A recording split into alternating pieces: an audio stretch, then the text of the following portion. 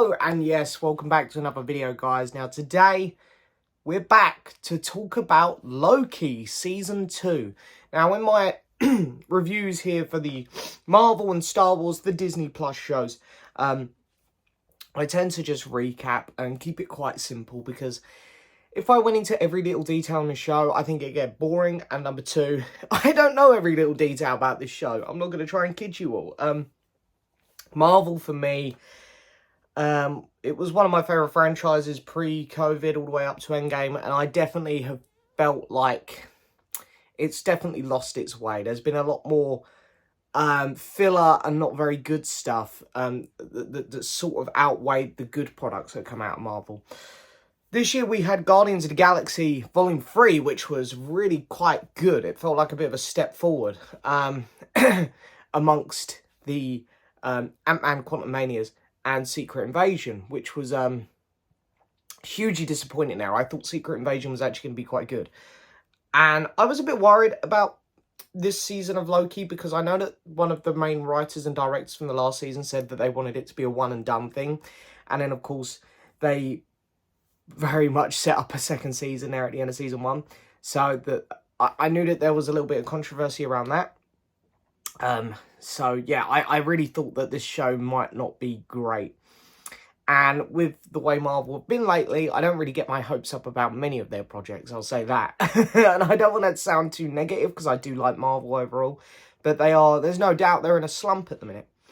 So anyway, Loki Season 1, I really enjoyed. It's my second favourite Marvel show, I'd say, behind WandaVision. I really liked WandaVision because of the uniqueness to it, and that every episode felt so different, and it was going for style, which I really enjoyed. And I loved seeing those, like, 50s, 60s rom-com type stuff. I really like that. So anyway, but Loki is my second favourite show for sure. Season 2, trailers weren't blowing me away. I was thinking, this don't look great. The first episode, I'll be honest with you, I didn't love it. The first episode really just throws you straight back in and things start happening really quick, as you sort of expect, but I didn't think the pacing was handled particularly well, and it all did feel very rushed. And Hee Kwan is in this show, who I love. I saw him in Indiana Jones and the Temple of Doom as a kid. He's fantastic.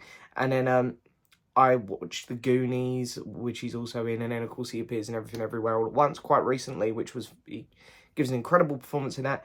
I was really excited he was joining the MCU. His character just spats dialogue at you the entire first episode, and it's really hard to keep up. It's like, yeah, this is just a little bit annoying, to be honest. And with that first episode, I liked it, but I didn't love it, and I thought, this is going the way I thought it might go. However, episode 2 really changed things up. The show just found its feet a bit more. It's like, okay, we've done the transition from season 1 to season 2. We've explained what we need to explain.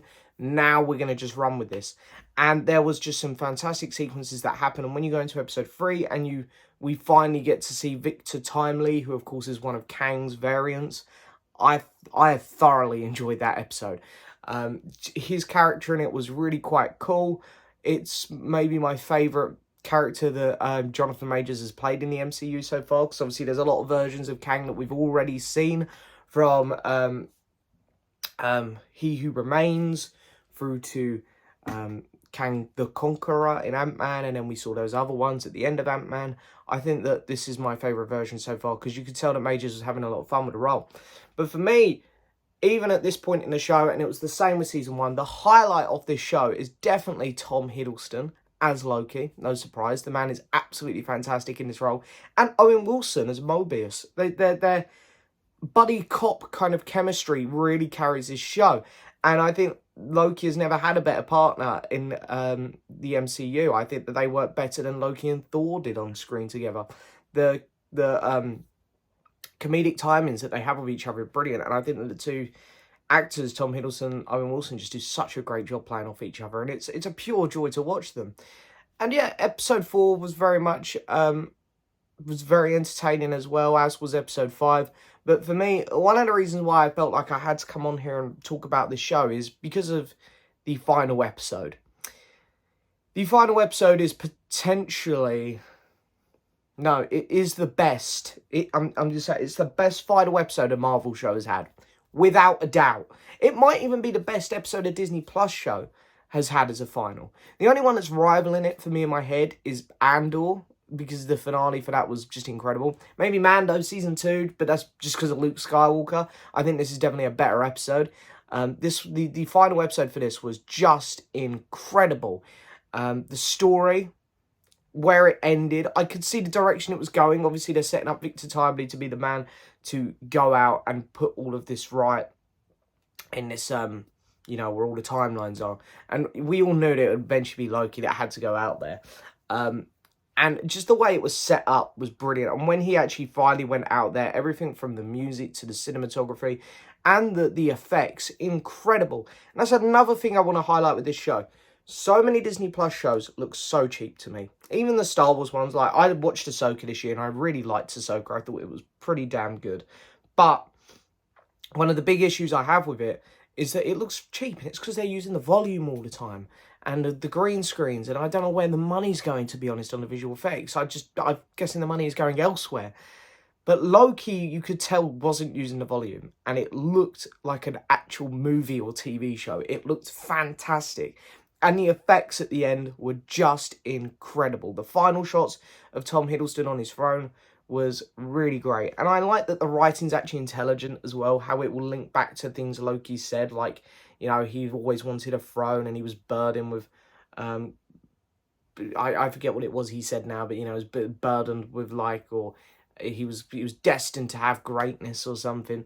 And to see this kind of come full circle and he finally gets his throne and he is now potentially the most important character in all of the MCU, I think it's really cool. And it reminds me of things like what George Lucas used to say about Star Wars. It's like poetry, it rhymes, it all comes full circle.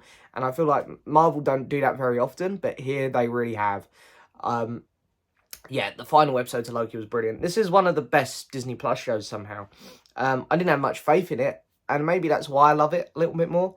But yeah, people who say the MCU is completely dead, I get that it's fallen off a lot. I agree, but it's not completely dead. This year we've had Guardians and now this. This is another really, really solid product from Marvel.